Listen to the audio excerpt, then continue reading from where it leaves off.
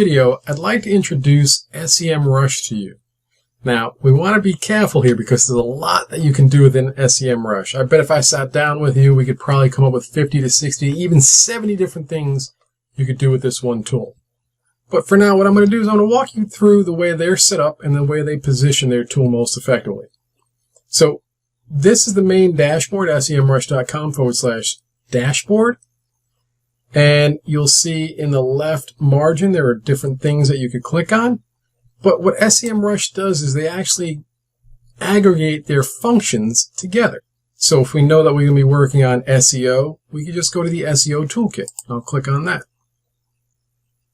And at the SEO toolkit, it's going to come up with, I guess it's going to default to Amazon. And we'll see all the things we could do related to SEO. We have a whole bunch related to competitive research.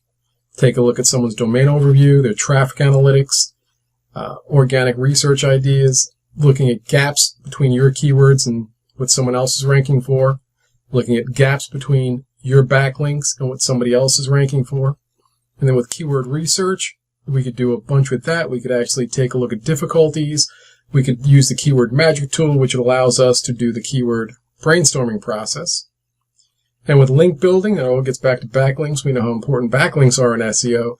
And we got a few different analytical tools there. And then we have position tracking, something cool called sensor.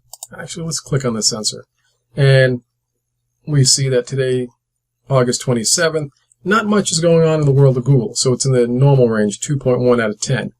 But if something were volatile, and we see back on August 3rd, Google was making some sort of changes. Very high volatility there. So anytime we have a question about whether Google is making changes, you could come here to see how their tool is reacting. And you could then break it down by categories to see if the changes are occurring in specific categories or not. A lot of cool stuff there. So let's go back. And then we can get into the technical side, the on-page SEO, the site audits, and a couple other features. Let's start here with the dashboard. Now, this is the dashboard they gave us for Amazon.com. We could obviously have a dashboard for a project. A project in SEMrush is something that you would create for yourself. Now, within the projects, you could set up whatever URL you want, and then it would come up with this little dashboard.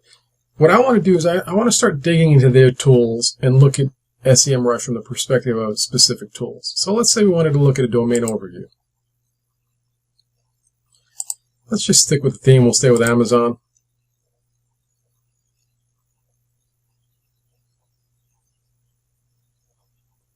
And at a glance, what I have is I have organic search, so basically the volume that's coming in for Amazon, based around their keywords, 73.4 million.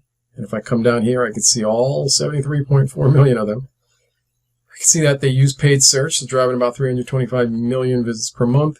They got almost 3 billion, wow, with a B, 3 billion backlinks, 2.9, and that they use display advertising. Then as I flow down, I can see what their positioning is for keywords on page 1. Remember, the positions on page 1 are going to be positions 1 through 10. And then page 2 would be 11 through 20, page 3, 21 through 30, and so forth. So if I look at just page 1, it's 15.3 million, 16.3 million, so they got 31.6 million keywords ranking on page 1. When I look at a competitive positioning map, I could see how they are in terms of other large websites, not necessarily websites that compete with them head-on, but other large websites, and they're very strong. Only Wikipedia is a little better than them with keywords being ranked. And as I flow through, there are other things, and this starts to get into paid advertising. I can look at the competitive positioning map for paid advertising. I can look at some of their sample ads, their backlinks, their anchor text. So when you take a look at all of this stuff, it's really what it is. It's a domain overview, giving me a quick overview of a specific URL we're looking at. And in this case, it's Amazon. But let's say we wanted to go a little deeper, and we wanted to get some detail on the traffic that Amazon was driving. So this is saying to us that in July of 2018, they got about 1.2 billion in traffic, and that's down 7%.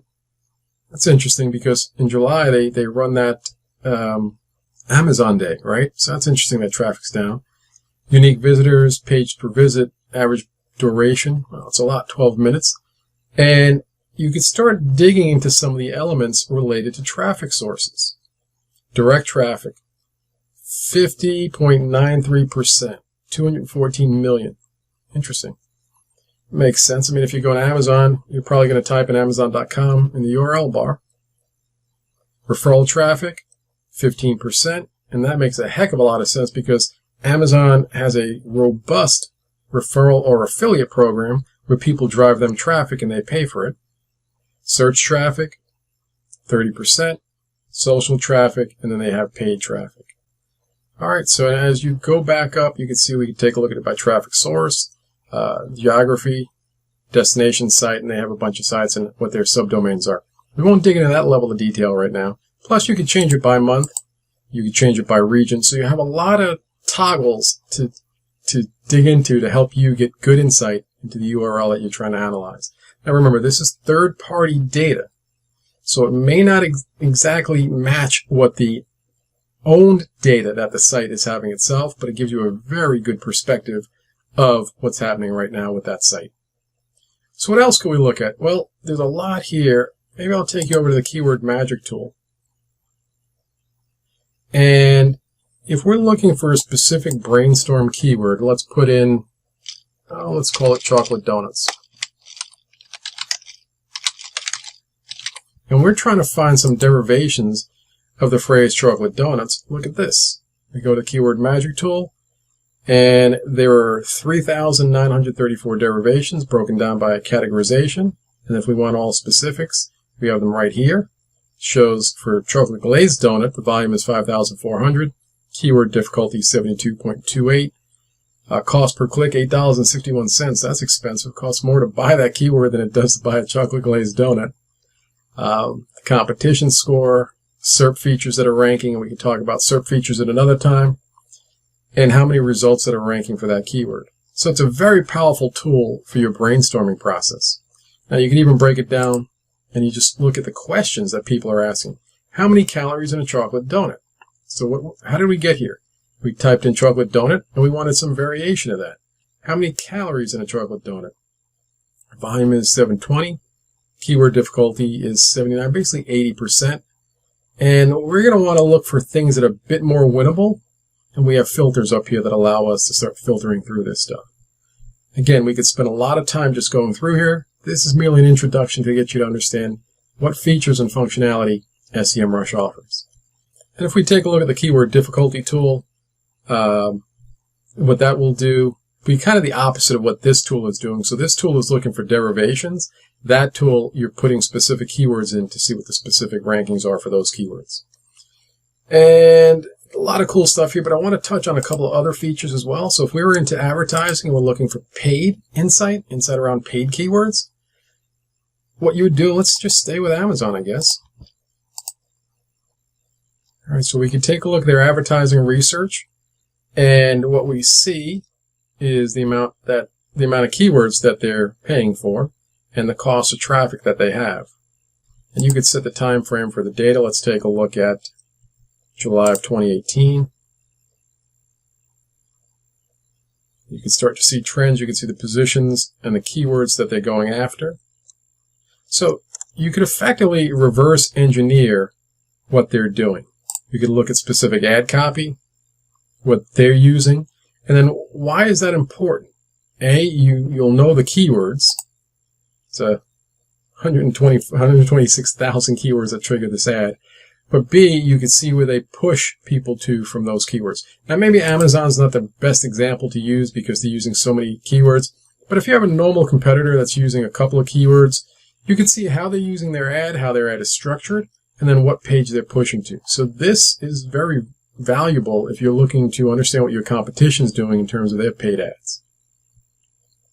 So much more we can get into, but again, I just want to give you a quick overview of how this tool works. Social Media Toolkit is another function, and they have a posting capability and a social media tracking capability. Now, I'm going to click on this, but you're not going to be able to use a tracking unless you set up a project. So I'm not going to go ahead and do that right now. It's going to take a little too long. Same thing with posting. I could post directly from SEMrush to my accounts. So in some ways, it's going to do what a tool like Hootsuite does or Buffer. What I really like about it is the insight you get from the tracker to see what your competition's doing, see what they're doing in terms of engagement, in terms of who's interacting with them, in terms of audience growth, and in terms of the content that most people are interacting with. Pretty cool little function, but like I said, for right now, it's going to take a little bit too long to set up the project. Then we have the Content Marketing Toolkit. I'm going to jump to something I really love here, and this is a topic research tool. So let's say we're looking at social media marketing. I'll type that in. And if we're trying to think about what to write on that topic, look at the information it's giving us. Look at all this information. Better yet, let's look at it in a different perspective. Let's look at it in this mind map. Social media marketing, fastest growing, fan pages, Facebook pages. Just pick a topic. And what you'll see is you could get headlines. You get questions that you could ask and answer. Everything you'd really want to understand about creating content is right here at your fingertips. Very powerful stuff. Again, headlines, subject lines, questions that you could ask, stuff that you want to build around social media marketing. Here's social media marketing campaign. And all I'm doing is clicking on the hyperlinked extensions that relate to social media marketing. Social media marketing, social media campaign. Here are some possible headlines. How to build successful social media marketing campaigns. That might be a cool one to plug into. And with some questions you might want to build into your post. What are some examples of good social media marketing? Very powerful function. I would definitely recommend you spend some time taking a look at that. Then you could run yourself a content audit. You're going to need to run through a project, though, with this. And what it does, it allows you to take a look to see how that piece of content is ranking, that piece of content is generating traffic. And you have another really cool function, the SEO content template. And here you'd use this functionality if you're trying to get on page 1, and I think we all are, right? So let's just say we're trying to get on page 1 of social media marketing. On the tab before, we can see the topic and some ideas on how to write the topic. But let's see what we'd really need to build into our content marketing to try to get onto page 1. And some of this might not even be realistic if the keyword is just too difficult, meaning that it's too competitive to break. When I say break, I mean too competitive to break into the top 10. All right, so what it gives us is the top 10, okay? Gives us semantically related keywords. Those are keywords that are similar that we might want to rank for as well. It tells us who is backlinking to those in the top 10. It tells us the average readability score.